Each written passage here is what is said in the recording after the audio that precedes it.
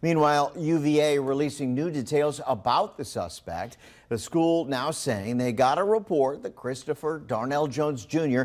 may have had a gun 2 months before the shooting.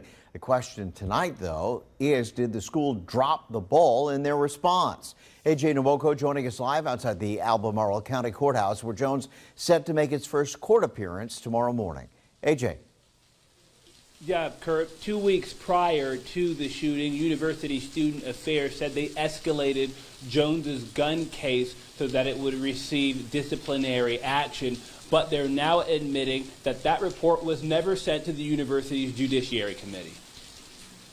After Sunday's tragedy at UVA, the university is providing more insight into potential warning signs of the suspect. You'll recall during Monday's press conference, UVA Police Chief Timothy Longo said Christopher Jones Jr. had been investigated by the university's threat assessment team for possessing a firearm as early as September. University officials say they spoke with his roommate who said he never saw Jones with the weapon, but the university soon discovered that Jones was convicted of a misdemeanor for a concealed weapons violation in 2021. Throughout the investigation, the university says Jones repeatedly refused to cooperate with the university officials who were seeking additional information about the claims that he had a firearm and about his failure to disclose the previous misdemeanor conviction. After that, on October 27th, Student Affairs decided to escalate his case for disciplinary action. What happened?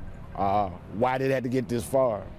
He could have called me. Around that same time, Jones' father tells me the 22-year-old visited him at his home in Petersburg. When the last time I talked to him, he said some people was picking on him or whatever. He didn't know how to handle it. I just told him, no, just go to school. Don't pay him no mind.